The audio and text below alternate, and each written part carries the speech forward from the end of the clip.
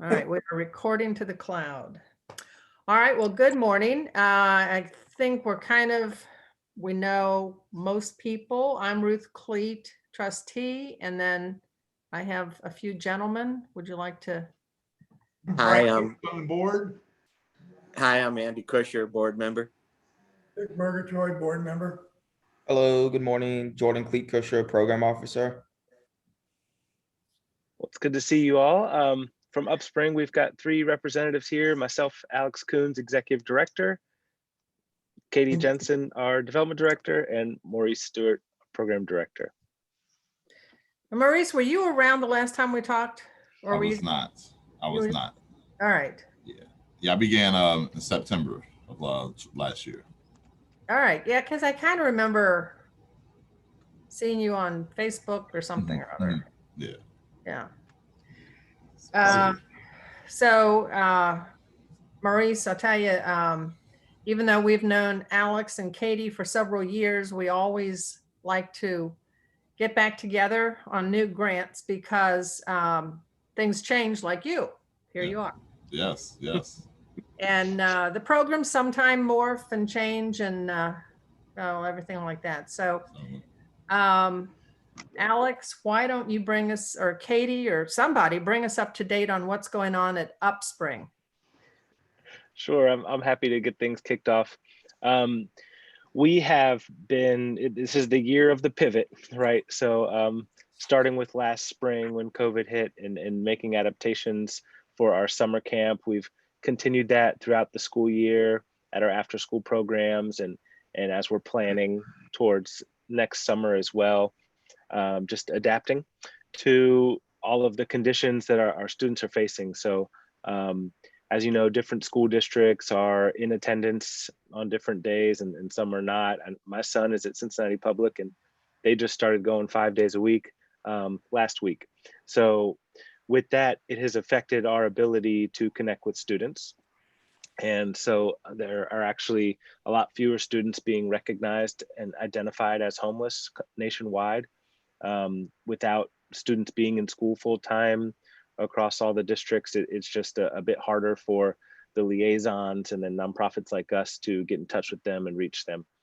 So we have to be more creative and do things in different ways. So we have we did a virtual summer camp last year, and we did some virtual after school programs this year, which we're a bit nervous about at first because so much of what we do is about really connecting with people and helping to empower them and help them be their best selves, which is a bit harder to do over Google Meets, but we've been doing our best to make that happen.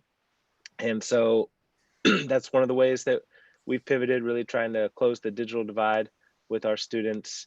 So Maurice, along with Jordan Mitchell, our program manager, are 2 new staff members that we've brought on board since the fall, and they've been doing a rock star job, just engaging with families and making sure that kids feel connected to their education. Katie or Maurice, anything I left out that you want to add in? Yes, I want to add with our after school programs, we are doing some in person as well, particularly in our shelter sites, and then there's 2 school sites that we're doing in person in as well. So we have 6 after school sites. That's up 1 from last year actually, and different sites too. So we've got a little bit in Cincinnati. We do have our Northern Kentucky partners as well. So exciting stuff. Yeah. So you all funded our after school program this past school year, which we really appreciate. And as Alex and Maurice have alluded to, we had to pivot a great deal from the original schools that we had listed in the grant, just because a lot of them are completely virtual and didn't really know how to work us in. But it really gave us a good opportunity to be creative and to expand. So as Maurice was saying, we're now at more shelter sites where our program is at Lydia's house and Bethany House, and we're looking to expand those even further next year. So it's been it's a good opportunity. We're sad to not be in some of our traditional schools, but it's a really good opportunity to, be with more kids that need our help. When do you think you'll go back to in person? Do you think this summer you'll have in-person camp? Yes. Great. I'm glad you asked. Very glad you asked. And so we're actually going to do a blended camp. Okay. We're going to go in person 2 days, and then we're going to go virtual 2 days. Then we're going to do 1 day for field trips. So essentially, there will be in person 3 days. With the much research that has came out, it's basically, there's different guidelines and safety measures that we need to take to ensure that we have a good camp, such as keeping the kids in pods, all of the CDC guidelines around social distancing, mask wearing, and such. With that, we have decided we're going to do a blended model, and that's some of our teachers, some of our community partners are a little weary about the variants and such. So we figure kind of do middle of the road there. Have the kids in person 2 days, have them virtual 2 days, and do a field trip. How do you get all the kids equipped for virtual? Well, last year, and I'll let Alex and Katie speak to it, but last year was a lot of learning that we learned about virtual, and with that, many of the schools and things are, have been doing virtual as well. Mm-hmm. So with that, there's definitely practices and things that are in place that we will utilize, that our teachers will utilize to extend that virtual learning. So, last year we provided brand new tablets with apps already preloaded. We had UpSpring email addresses created for every UpSpring student so that we could communicate with them. And there was Zoom, Google Meets. We're actually working with Fidelity right now to figure out, Maurice could probably speak to it better than me, that we're working on an initiative with their help to just kind of screen different types of remote learning apps, because there are so many out there. And for our 6-week program, we want to make sure that we have the right combination that's going to allow the teachers to track the students' progress, allow the students to be engaged, and actually trying to connect a bit more with the parents as well, because when you're in that virtual setting, parent interaction is critical. I learned it firsthand again with my son, who's in kindergarten this year, and I couldn't just set him up and let him learn for the day, because he's still learning to read. So I had to kind of walk him through all the selections and things like that. So, Maurice, I don't know if you want to speak more to that about how Fidelity. So great. So Fidelity, we did it's like Common Impact Week that they do. So they had some volunteers we gave a lot of information about our programs and such, and some of the challenges that we may have had with summer camp last year, virtual. And they gave us some recommendations, different apps we can use, different things to keep engagement up, different ways to just be, successful overall. And I'll just add to that, last summer, we there were a lot of resources to ensure that people had access to the internet wherever they were sheltered through both Cincinnati Bell and United Way. So we ensured that all of the kids, wherever they were, had internet and could connect. And we'll do the same thing this summer. Exactly. I had a quick question. I may have missed this in the application with all the numbers and everything. I know in the past, pre-COVID, you said that you saw maybe 4,000 kids a year, give or take, something like that. Have you seen a percentage decrease, and do you know what percentage that you are reaching in the last 12 months, since you're doing, so much pivoting? Are you still reaching 4,000 kids? Unfortunately, it's not as high as 4,000. Right. So our fiscal year ends August 31st. So last year, we kind of halfway through the year is when the COVID numbers, changed for us. So I think we ended up being closer to 3,000 last year, and then we're obviously still in the process this year. So not sure, what kind of turnout we'll have. Usually the back to school season is a very busy season for us, when we have a lot of touch points with new students. And this past fall, it was totally different, because so many schools weren't even going in person. And so our backpack drives and things like that, just reaching a lot fewer students, unfortunately. Yeah, that still sounds pretty good. I didn't know if that's what, a lot of people slipped through the cracks then because of that, but it sounded like you were still reaching pretty many kids. Yeah, absolutely. Like Katie and Maurice have mentioned, it's really been through the shelters where we've kind of boosted our presence. Traditionally, we've kind of been more present in schools and also present in shelters, but it's just kind of shifted a little bit on the scales. And to that end, there's 2 other updates I want to share with you guys. So first off, we are piloting a program called UpSpring Buddies, which is a mentoring program. So with the difficulty connecting with large groups of students, we figured out that it'd be best if we can still have our impact in a smaller but deeper way. This is going to be a great opportunity for us to connect with volunteers as well. So Maurice has been piloting the program. We have our first match that's been made amongst a volunteer mentor and a mentee. And so we're very excited about that moving forward. It's going to be rolled out in full this coming school year, and over the summer, we're going to kind of tool with it a little bit with our summer camp students as well. And then the other exciting update I want to share is we recently received a grant from the Hale Foundation, which is allowing us to expand our full-time staff. We are adding another program manager now. We're taking applications now. So if you guys know anyone, that's going to allow us to get back to our full complement where we used to be. I think you guys may recall, we used to have 3 folks in the program department, director and 2 managers, or it was manager and a coordinator. But anyway, like during the summer, it allows us to have 1 full-time staff as a camp director in Cincinnati, 1 as a camp director in Kentucky, and then Maurice as the program director to just help with behind the scenes stuff, you know, all the administrative work that goes into the camp. And then Maurice can focus on planning for fall's programs while the summer camp's going on as well, so that those camp directors can really be focused. So we're really excited to be expanding and growing, and it has been a challenge to reach students, but we're finding different ways to do it. And you know, our partners have been incredible in communicating with us and finding efficiencies to reach the students. So yeah, I think that kind of concludes. That's where UpSpring's at right now. Is the buddy program, is that with like, is it like Big Brothers Big Sisters and it's an adult, or you mean it's like an older kid that's kind of gone through the program? Which one is it? Great question, Jordan. So so right now it's piloted to our after school student. So any student that participates in our after school program, we're targeting them to participate in this program, and it is with a volunteer mentor. You know, understanding there's many people where volunteer opportunities have kind of dissipated, obviously because of COVID, right? You know, typically we would have people come into the office and do hygiene kits, you know, many different things. So this, as Alex mentioned, gives us an opportunity to offer deeper services to our students at the schools, our after school students, as well as engage volunteers who want to do that kind of work.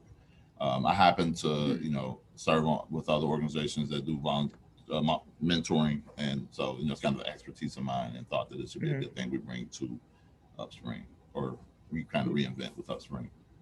You find that I'm sure, is there a difference? I'm sure there's a difference in the impact that you're having on these students virtually versus in person. Is the virtual still effective? You feel you're still being able to do what you want to do with these students? Certainly. So our program manager, he does an excellent job. He works really well with the liaisons and the school, and they do a great job of getting materials to the students and doing those engaging activities that kind of keep them engaged. So yes, it has been successful this year with our after school programs. Katie? I'll just add to that. We did receive a number of testimonials from parents and grandparents last summer that just said, you know, this was such a great experience. One parent said, you know, this UpSpring Summer 360 was the bright light in an otherwise very bleak summer. And just, you know, we also provide resources like food and clothes and things along with our program that were much needed last summer, I think more than ever. So we know, you know, from the anecdotal evidence that our kids had, you know, enjoyed themselves, had a good time. But we also have the data on their social emotional well-being and how much that improved over the course of the summer. And it actually followed our usual trends where we've got, you know, 90% of kids making gains in social emotional intelligence, feeling better about themselves, feeling more confident, feeling more connected to their peers and ready for school, ready to learn. So we do know that for a fact too. Yeah. So do you think next school year, after going with a hybrid program this summer, do you think you'll be back in the schools in person? So it depends on the schools and whether or not they'll allow us to come back and what they're doing. So Maurice, maybe you can speak to that a little bit more. Yeah. And Katie hit around on those. It really depends on the school. As you say, there's one school that we are in person. Many of the schools, they're not allowing outside folks to come in. So it really truly depends on the school. Some of our other partners that we had last year, the previous year, this year they were not allowing outside partners in, which is why we were unable to get back into those. But we do plan on re-engaging them, and with the new hire and such, re-engaging them and getting back into those schools. So with that, even now we're prepared to go back into the schools. I myself do go into the school and do a program on Mondays. So with that, we're ready, we're engaged. It's really just to Katie's point, what the schools are allowing. Things ought to be better back Yeah. in September. We hope so. Yeah, certainly. We're ready. We're chomping at the bit. So Big time. and we I think with virtual, we do what we can, and we know it does make an impact, but we know it's that much better when we can be in person. That's why we're looking forward to a hybrid camp this summer, and being able to just to be with them. Yeah. How's the new office still? It's good. Actually, an update there. The YMCA has sold the building to Easter Seals. Mhm. Okay. So they were already one of the partners in the building. Mhm. And I think you guys may know their headquarters are on Gilbert Avenue, like right behind this property. So Right. they saw it as a great opportunity to purchase an adjacent parcel. And I think at some point they may even create a walkway so they can kind of have clients going back and forth from building to building for different services and programs. So that is very new. It's as of April 1st, they are now the owners. So, Okay. but yeah, nothing should change in the building. We still plan on operating as the impact center and collaborating with all our building partners. But it's been good. We're slowly filling out our space right now. There are a lot of shoes in here. We had a partner donate over 300 pairs, right, Maurice? Yeah, actually, yes, that is correct. Yes, closer to 400 almost. So yes. Oh wow. Yeah. So we're excited to get these on the feet of UpSpring students here in the near future, and definitely in the summer camp. Yeah. Alex is literally surrounded by shoes right now. Literally. On the shelves behind me, on the floor, they're all over. Yeah. And obviously I'm still working from home largely, and we're we're flexible and kind of in and out of the office as needed, but just trying to keep everyone safe. We're almost fully vaccinated, our staff, so once we do that, we'll be in good shape. Yeah. All right, well, why don't you all talk a little bit about the grant request you've made and all the details around it.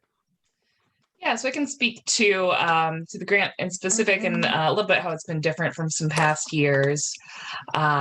So I wrote the grant for UpSpring Summer 360, and one of the main differences between past years that you funded this program is that I wrote it for both of our camps. We have the Kentucky camp and the Northern Kentucky camp and the Cincinnati camp. And in past years, you all funded the Northern Kentucky camp, which we're very grateful for. And it really allowed us to build out that program. I think, Alex, we're coming into our 6th year with that program. Is that right? 2016 was our first summer. Okay. So and I think you guys started funding us 6 in years. 2017. So it's definitely helped us build out that camp. And what we've come to find over the past year or two is, if we can sort of combine the funding for both camps, it gives us a little bit more flexibility. So that's why the request has changed a little bit. And of course, as I mentioned last year, y'all funded our after school program instead.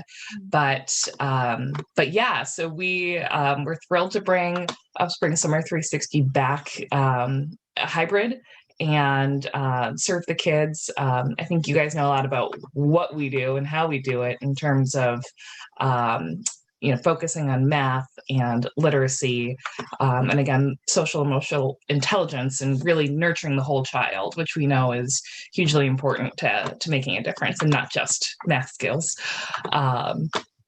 So the specific funding request that we put in covers 4 areas. The first being our educational services, which are our licensed teachers that we hire throughout the summer. There are summer staff. Most of them have been with us for a couple of years now. They love our program. They know the kids, and they're teachers at local schools during the year. And they are really given bandwidth and room to create their own curriculum, do what suits their classrooms best. We break the kids up into classrooms based on age. Many of our kids are behind. Again, you guys know this stuff, but many of our kids are behind a couple of years in school. So giving the teachers the freedom to really create their own curriculum kind of helps shape that individualized care for the kids. And that's really the core of our summer program of what we do. So we've asked for funding for that. And secondarily, our enrichment opportunities, which maybe Maurice, you can talk a little bit about some of the partners we have brought on for enrichment opportunities this year and how important those are too for learning. Yes. So with the blended model, there's many partners who are offering virtual options. So with that virtual options, we know it's important for the kids to be engaged, right? So we have great parts of Hamilton County coming on to do programming for both sites. We have Artworks coming in to do some programming virtually for both sites. As far as our in-person days, we do have a couple partners coming in as well to do some programming.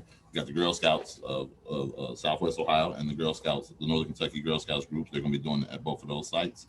We have Mental Health America doing some counseling services for our students at both sites. So, right now we're in deep planning stages, and we're going to bring back some partners that we've had previous years, but there's a lot great excitement about the way the camp is set up and the blended model. Many of our agencies are excited. We are getting ready to release the applications for the students. Many of our partners are very excited, and I think it's going to be great. Just to tack on that. Sounds like you get a B+ in collaboration. Yeah. Going for an A+. Yeah. But speaking of that, we had oh, sorry, Richard, I don't want to cut you off. Go ahead. Did you have a question? How many students do you serve in Northern Kentucky in your program? So both camps are capped at 60 students. So it's 60 students in Northern Kentucky and 60 students in Cincinnati. And to that end, Maurice and I were just down at the Kaywood Elementary campus last week to meet with our partners there. So Kelly Blevins from the Kenton County School District helped us convene this. And we had representatives from different departments within Kenton County School District, transportation, and the homeless liaisons, as well as representatives from other districts too, Erlanger, Ellesmere. Yep. We've been in collaboration with our Newport partners and Covington Independent Schools as well. So, it's been a lot of work for Maurice in these first few months to really get out there and introduce himself to all our different partners, because, that's how we operate. That's the key, is making sure that folks know us and that we're top of mind when they're looking for a referral for their students experiencing homelessness. So we've really been kind of beating the streets and doing virtual meetings and in-person ones to make those connections with our liaisons so that we can recruit as many students as possible and have the camp fully attended. Yeah. Are you doing the same health checkups at the summer camps that you've done in the past, like the eye check and I think you had the dentist or someone come in? So we're still working out scheduling with those different partners. I expect that we'll definitely have the eye camp come back in. That was a great experience that we did before. And I know they were eager to come back last year, but unfortunately with COVID, we couldn't make it happen. So we're hoping to get those scheduled, although it's not confirmed yet. The only thing we do have on the books, as Maurice mentioned, was the Mental Health of America partners, and they provide counseling, therapy sessions for students who elect into those. So it's definitely a big part of, go ahead.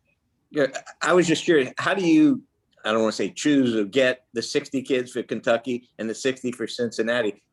Wouldn't there be a bigger demand than those 60s? And what happens to the overflow? It's just first come, first serve? Or? It's tough. Essentially, we rely on working with our partners. If we get 150 applications, maybe 60 folks will show up. That's just unfortunately kind of how the numbers work out working with this population. So we're going to collect as many applications as we can to get as many interested parties in as we can. If we really have to, I've promised Maurice, I know it makes Katie nervous, but maybe we'll expand and add a couple teachers if we have to, if the demand is that high, because we don't want to turn any students away. You know, if it comes down to it, I think we'll find a way to fundraise and make sure that we can provide those extra teachers. But we're kind of taking a broad net to Kentucky and to Cincinnati and making sure all our partners know, hey, pound the pavement and get these kids enrolled so that we can give them an awesome summer. Yeah. Well, that's what I meant. So far, you are not turning any kids away. Like we've reached our max. Correct. We can't take any more. Oh, Okay. no. Okay. Well, The application process really goes right up until the first morning of camp. Okay. You know, we'll have students who get that application the first day and then get on the bus. So we're starting the pre-application phase now, collecting some information from our partners to solidify our bus stops. And then we're going to start rolling out the application and getting folks pre-enrolled. I got you. I was just worried that maybe you were turning people away. I said, well, that's no, with all of our programs, we take great strides to not say no to any kid or turn them away from whatever we can do for them. So good. So, and I'll just speak a little bit more to some of the other things we have in the grant application, which are field trips and supplies. Field trips we're really excited to bring back this year, obviously, because they're fun, but it's a way to keep the kids engaged in camp. You know, I think more importantly than that, there's an aspect of, like, for instance, you know, we take them to Kings Island. I don't know if we're doing that this summer with COVID, but you know, and an example I've heard from past summers is, you know, if we take kids to Kings Island, they've probably never been there before. And then when they come back to school in the fall and everybody's talking about Kings Island, they can say, oh yeah, I've been there too. And this is my favorite roller coaster. And just being able to have that sort of connection with their peers is hugely empowering for them. So it serves, you know, kind of both of those facets. And Maurice, I'll let you talk about what we've got planned so far. So one of the things to touch on with Katie, you know, the summer slide, right? And then you got the COVID slide, right? Those two things together, you know, I think especially with the kids experiencing homelessness, it's important that they have those education and enrichment opportunities in the summer. And you know, schools have been reporting the challenges with that, which is, you know, kind of added to the push to get back in person 5 days because of the challenges with virtual learning and things like that. So programs like us, you know, Katie speaks about the field trips. I think they're vital. They're vital. And Alex, what is the I think it's called ICE. What is the acronym that you use for?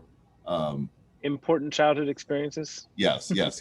And you know, as a person who you know has experienced homeless growing up myself, it was really those experiences that really, you know, helped shape my childhood and helped me see the possibilities, you know, and helped me, you know, kind of to be the person I am today. So.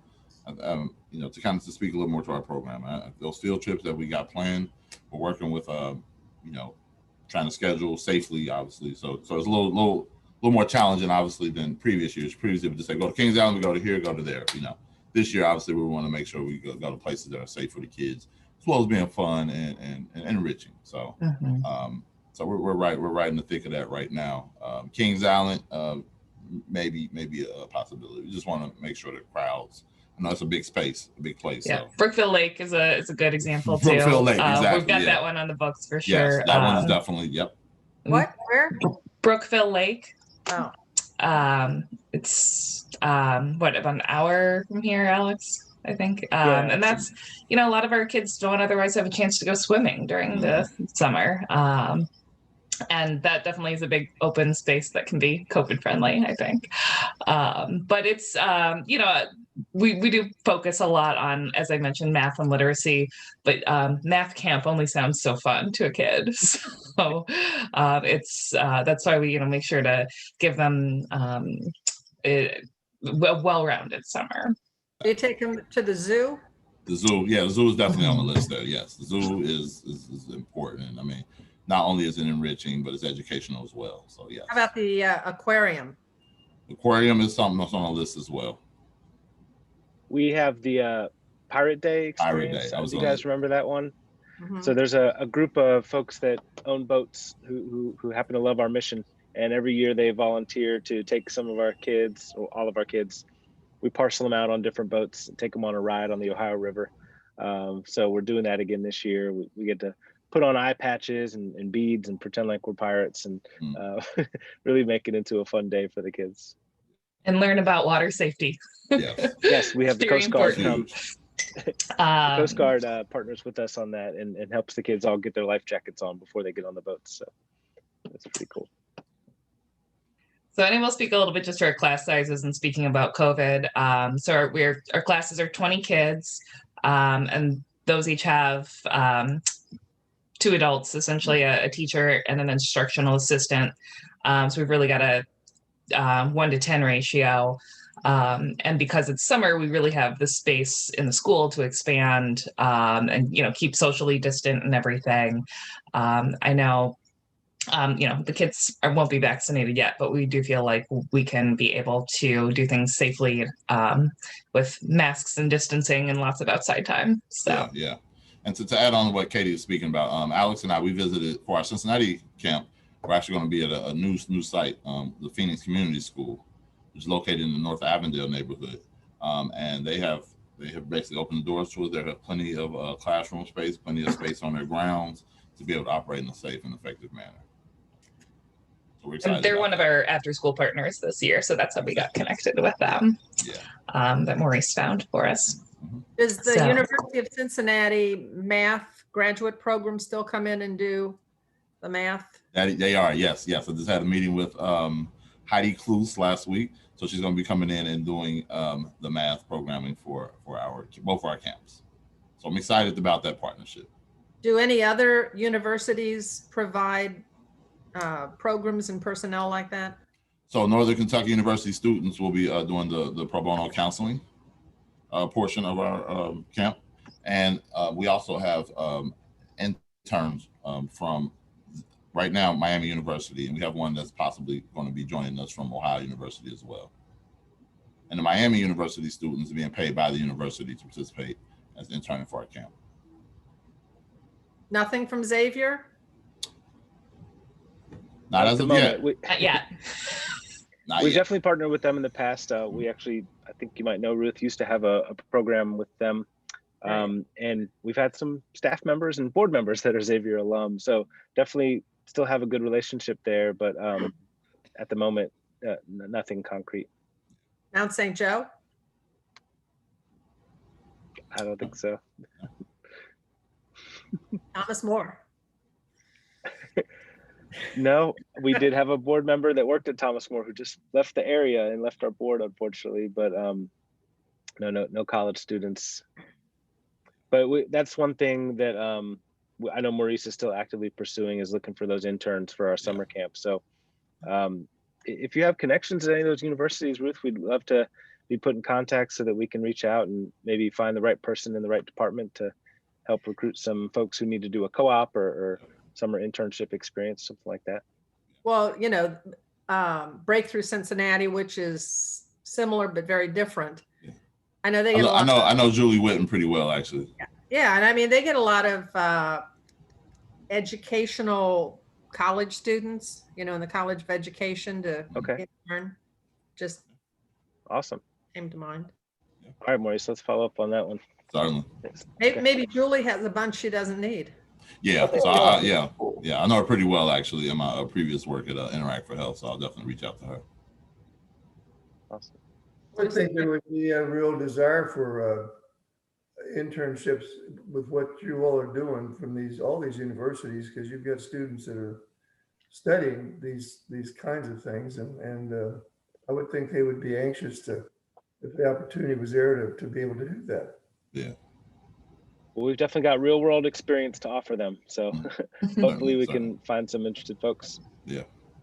And we've had some engagement now, so.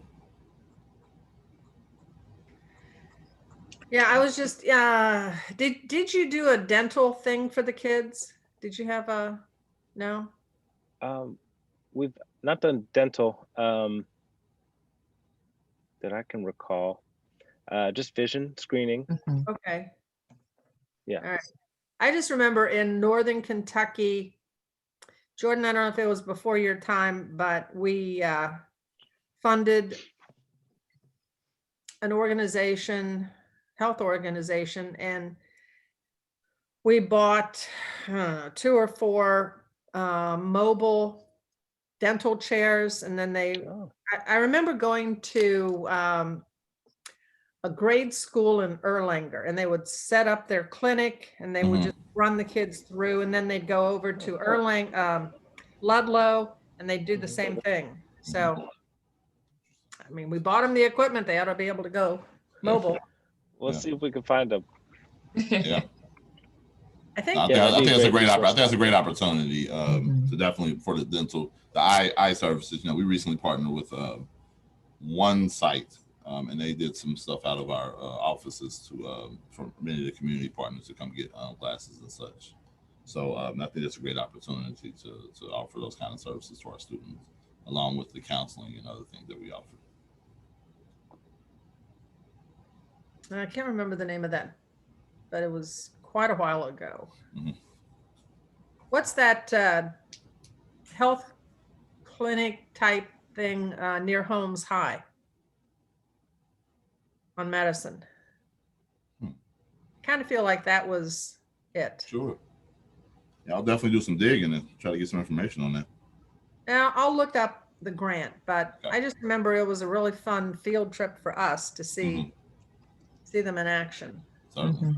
It sounds like, like we were saying, it sounds like a really great program and something we'd love to tag along with. Yeah. We could. Oh, let's see. Do you do anything with hearing also? Do you want to do any kind of hearing test?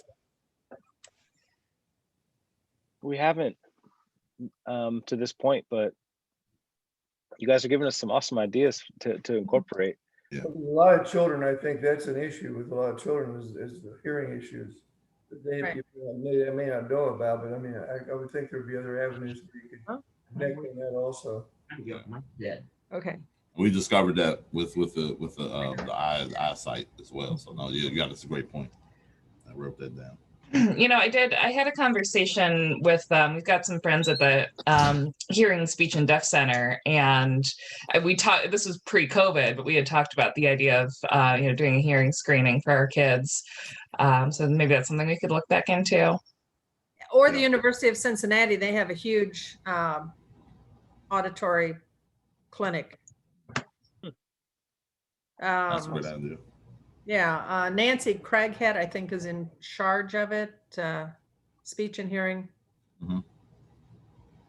Okay. But yeah, that's a big audiology thing. Yeah. Mhm, mhm. I don't know if they're mobile or not, but oh well, just an idea. Right. With the climate we in, I would imagine there's some partner that we can probably engage that may be doing some kind of services like that. So, it's a great point. Mobile definitely works best for us. Yeah. Whether it's getting to our camps or getting to where the kids are staying, that helps a I lot. think So those are available. Somebody's thought of that before. I'm sure that Oh it's yeah. out there. So Yeah.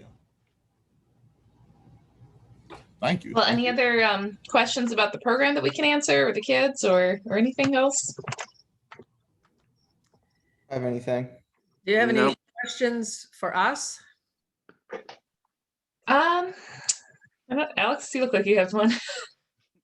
I was just going to ask, kind of generally, how are things going? How's the foundation doing?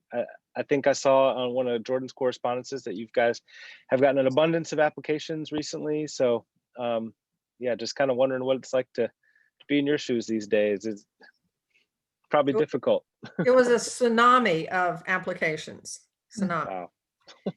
And so, we've been doing virtual site visits since this time last year when it happened. And I think everybody has pretty much adapted to it. It's a lot more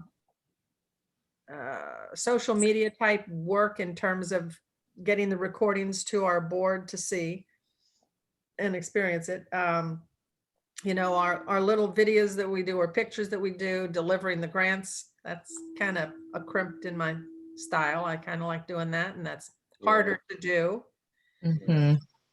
We like it too. So we're really burning up the hours with our social media girls. Okay. Ruth, speaking of social media, I remember, I think it was this time last year, we talked about a podcast series that you guys were working on. Yep. And the problem with that, we started it just before the quarantine hit, and going to the studio, nobody wanted to go inside, and they have some equipment that you can do it remotely, but I have not become educated in that. I haven't had a good tutorial on how to do that and still Okay. get the same quality and, by Zoom kind of, but Mhm. then the Wi-Fi, at least here at our house, is so unreliable. Okay. So I just, we did maybe 3 or 4 of them. And then, the lockdown came. So we have to have a good 8 or 10 in the bank before we can go live. So, I mean, it's all evergreen at this point. So Yeah. we want to get back on that. So Well, it's one of just- my quarantine hobbies was podcasting. I started doing it myself. I've got all the equipment at home. So if you ever want to record with UpSpring, I'm happy to hop on a Zoom call. I got a good mic and everything. So Okay. would love to What's do your- that. If you what's your Maurice top- is a podcaster too. So Yes. I was just getting ready to say. So I've actually, since April of last year, it's a year. It's been a year. Wow, it's been a year. I've done 20. So this Friday will be 23 episodes, and we just use Zoom, and then I put it on Facebook Live.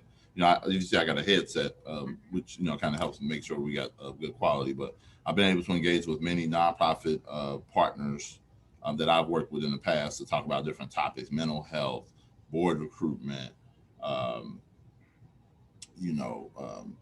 equity matters. I mean, so many different things, and I can share the website, but we've had some really powerful people on to talk about those many different topics, and we're on our 23rd episode, and people definitely look forward to Right. the conversations that we have. Well, maybe you Maurice guys, is high level. yeah, maybe you guys can give me some education, hands-on experience. Mhm. I have What's my your- shot. How about you? Yeah. My What's your studio's pretty topic small, on, Alex? but mine's a lot sillier than Maurice's. It's called Kai and Daddy's podcast. It's me and my son talking about whatever he thinks of. So lots of Super Mario Brothers, and Yeah. no fart jokes yet, but it's something along those lines. That's what you could expect. He's only 6, so they're coming, I'm sure. Yeah.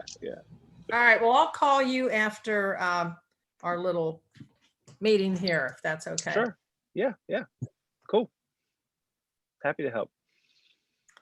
A board meets at the end of this month, April 29th. As you know, we would like to get back to everybody within a week of the meeting. So first week of May, you'd be hearing back from us. Awesome. Perfect. Well, please feel free to reach out as always. Do you guys have any follow-up questions? And look forward to podcasting with you. It'll be Yeah. fun once we Yeah. can do that. Yeah. So thank you all so much for taking the time to speak with us. I think we really enjoy the check-ins, and even though we've all known each other for a while now, I think it's always nice to give an update and hear what's going on with you. So thank you. Oh, thank you. Okay. Good seeing you this morning. Hey, thank you all. It's been a pleasure to See meet you everyone. all. You too. Pleasure to meet you all. Thank Bye-bye. you. Take Bye. care. Bye-bye. Bye-bye. Now to me. I can't do it on this. You gotta get out here. No one's on it. I can't do it. No, This one, when you do this, the feedback. I don't care. Big deal. You can't live with that for 10 seconds as I'm talking?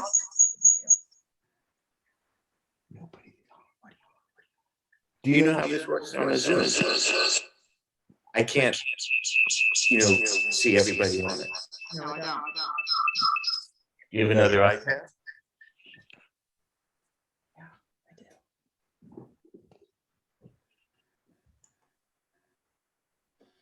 Okay, now the feedback's gone. All right, well, we have our next one at 10:15, I think, right? Mhm. All right, so I guess we'll go out. Make it. What? I've got a doctor's appointment, so I won't be able to make it, Okay, how about the third one? probably. Okay, I don't know how long it'll last. okay. Well, maybe we'll see you at the third. Great, looking forward to it. Okay, doke. See you later.